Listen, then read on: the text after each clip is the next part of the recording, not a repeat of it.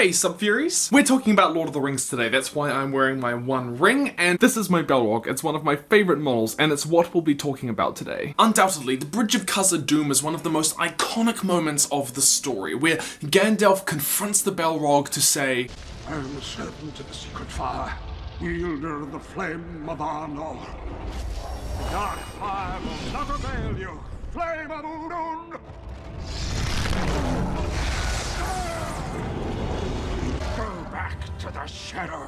Now this particular phrase, a lot of people don't know, actually references a lot of things to do with Balrogs. Like, why does he say the flame of Ainur or talk about the secret fire? Because as awesome as Balrogs are, we aren't actually given that much in Lord of the Rings about what on earth they are or where they came from. So it's time for your Tolkien lore nerd to start rambling. Now the story of the Balrogs takes us right back to the music of the Ainur, or the creation of all of Ea and Middle-earth, and I need to introduce you to a character called Melkor. So Melkor was one of the many Ainur who were the offspring of Eru Ilúvatar's thought, and they were with him before aught else was made. Now the Ainur can be split up into two groups, the Valar and the Maiar. The Valar were the highest ranking or most powerful of the Ainur, while the Maiar were the lower ranking or less powerful of the Ainur, kind of like low ranking angels. Now we don't have time to get into all of Melkor's story, but essentially he was one of the closest Ainur to the creator,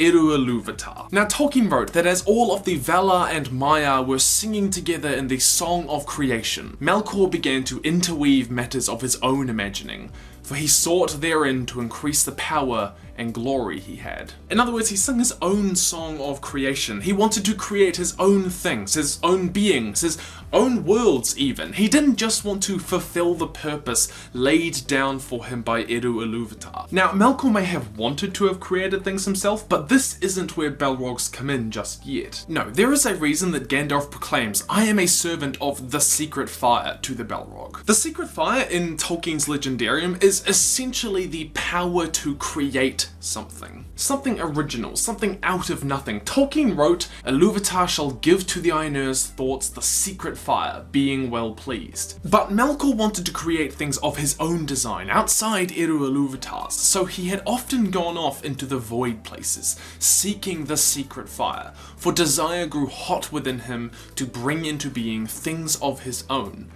But he couldn't find it. Melkor lacked the ability to create things of his own design, but he eventually learned that he could corrupt the other creations of Eru Ilúvatar, or the other Maiar around him. Tolkien wrote, "For of the Maiar, many were drawn to Melkor's splendour in the days of his greatness. Dreadful among these spirits were the Balrog, the scourges of fire that in Middle-earth were called the Balrogs, demons of terror." The Balrogs are not creations of Melkor, because he didn't have the secret fire that would allow him to do that. They were corruptions of other Maiar around him. That's what Gandalf, another Maiar, is meaning when he says, "I am a servant of the secret fire," that I am just as powerful as you, Balrog, and I am backed up by the ultimate power that your master never had. Gandalf also identifies the Balrog as the Flame of Udun, Udun being the Sindarin word for hell, and alluding to Autumno, Melkor's fortress before the First Age. He's saying, "I know what you are and who you serve." In the Silmarillion, it's implied that Balrogs weren't just Maiar that turned to serve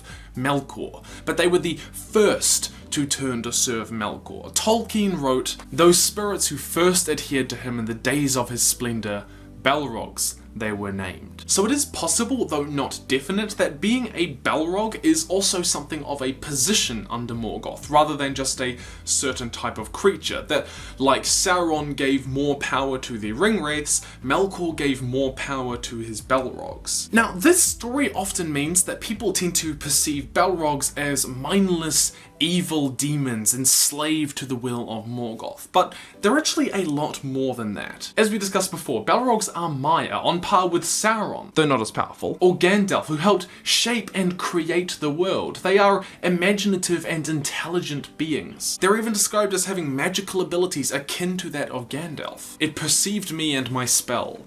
What it was I cannot guess, but I have never felt such a challenge.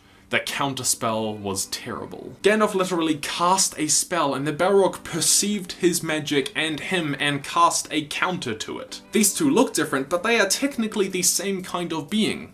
Maiar. Speaking of the way they look, there is a reason that Balrogs look the way they do as creatures of shadow and flame, because Maiar have the ability to clothe themselves in their own thought, shapeshift into other forms that reflect who they are and their mood. We can probably assume that just as Melkor, another Ainur, was once incredibly beautiful and became dark and twisted, the Balrogs too went from majestic and beautiful to terrible, that they became most like Melkor, hearts of fire, and they were cloaked in darkness, to reflect who they were during the First War with Morgoth. There is also a reason that Gandalf proclaims he is a wielder of the flame of Ainur. Ainur means sun in Elvish, and alludes to Ardian, a spirit of flame that was appointed by the Valar to be the guardian of the sun. Morgoth wished to corrupt her. She was incredibly powerful, but he never managed to. Now, typically speaking, a Maiar is affiliated with one of the Valar. For example, Ossé served Ulmo, the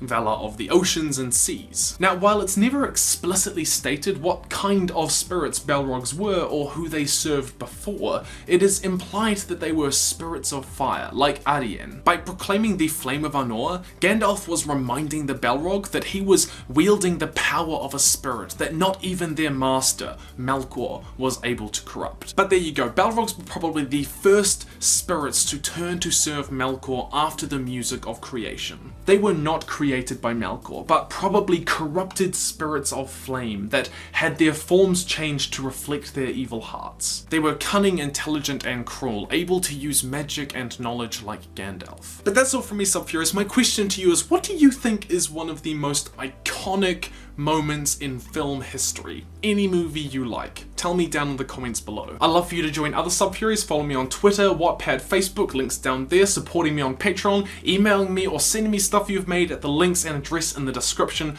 below. Stay nerdy, SUBFURIES, and I'll see you in the future.